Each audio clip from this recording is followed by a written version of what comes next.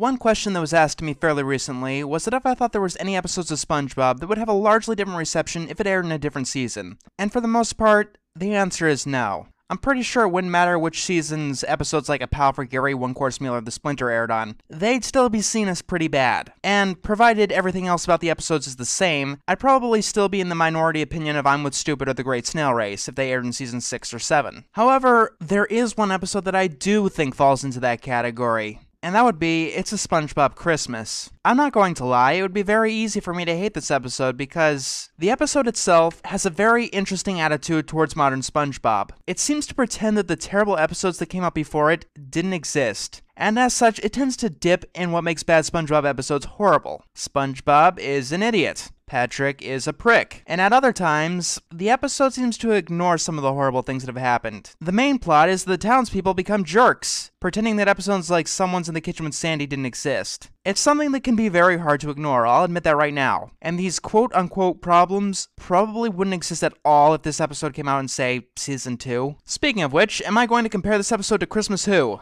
Not really, I don't think it's necessary. The only thing that's really the same between the two is that they both take place on Christmas and they both have Patchy. The story's completely different, although I kinda see this one as a sequel to the original Christmas Who in some ways. Ah yes, Patchy.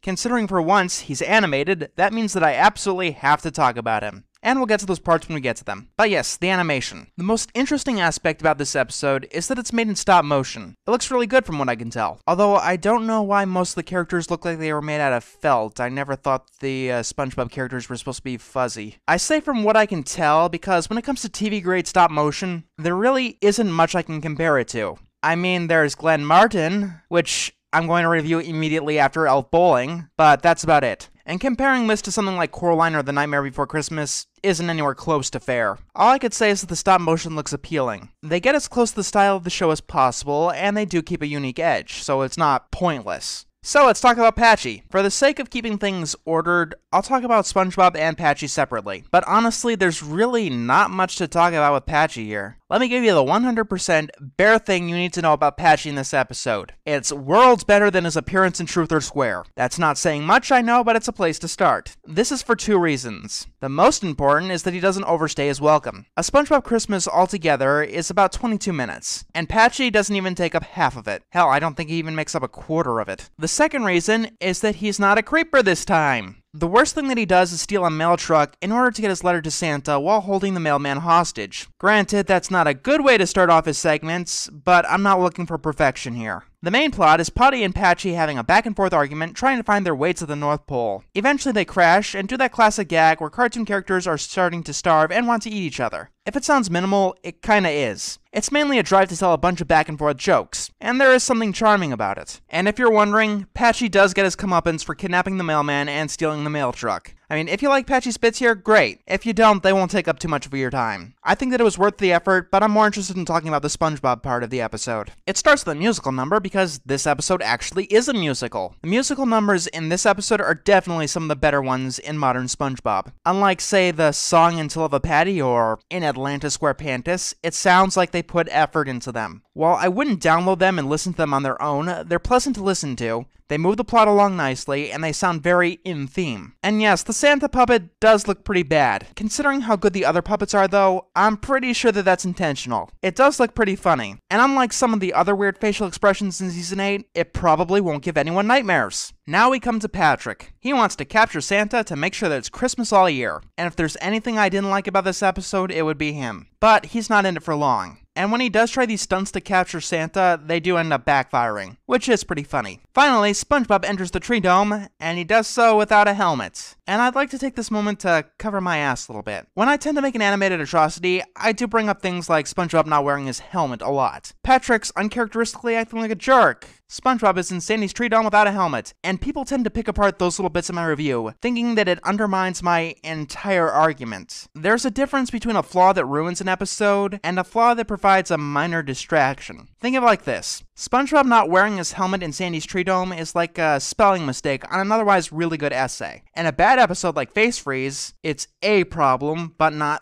the problem. Minor things don't really destroy an episode for me, unless it's something like House Fancy or Peter Problems. And this episode does have a few smaller problems, but it doesn't ruin the overall product. Despite what many people think, I don't demand perfection, but it is nice when I can get it. And the positives of this episode significantly outweigh the negatives. For example, the song not only sets up the plot, but it puts each of the major characters into the episode. So many SpongeBob specials ignore the secondary characters and instead resort to padding it out with filler and confusing plot lines that don't make much sense. Yes, Mr. Krabs is obviously greedy in this episode, but it seems really in line with his original personality. We learn that Plankton has been naughty, and there's something here that I really like, a freeze frame bonus. You know, spending a little extra time on something that most people probably won't see, to add a little bit of rewatch value or a little bit of polish. If you pause the screen, we see that some of Plankton's evil deeds are larceny, littering, taunting puppies, and neglecting grooming. And due to these deeds, Plankton constantly gets a stocking full of coal. Karen tells him that he would get something better if he wasn't the biggest jerk in Bikini Bottom. And Plankton has a plan for this. He's going to give people fruitcake laced with jerktonium, which basically makes people big fat jerks.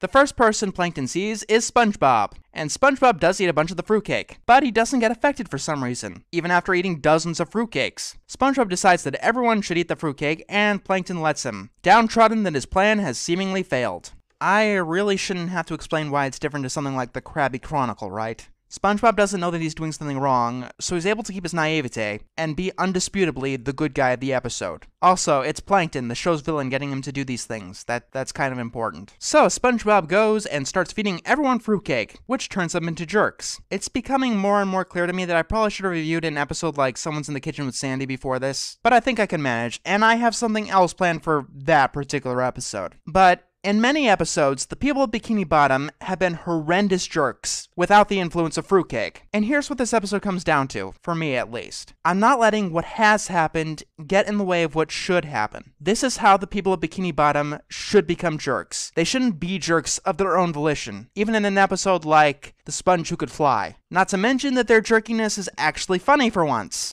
I want a sled and a truck and a bike. Oh! Well, why don't you get a job and buy all that junk yourself? Also, the truck going off the cliff doesn't explode and put Squidward into a full body cast. SpongeBob isn't affected by the jerktonium because of his innocent love of the holiday, which is definitely something I'm willing to buy. It's better than having him defy the plot because he's the main character. They're coming up with reasons that are relatively reasonable. It's stuff like that that makes it hard for me to pick on the flaws of this particular episode. Plan B, meet Karen. Now go, my automated agent of naughtiness. Go and destroy SpongeBob's good name. Also, it hands me jokes on a metallic platter, which is good for any episode as far as I'm concerned. As the Robo-Sponge goes destroying things, we see that the slapstick in this episode is actually funny and not painful for once. SpongeBob eventually finds out that everyone is acting like a horrible jerk, except Patrick. He's acting normal. I think it's pretty obvious, SpongeBob.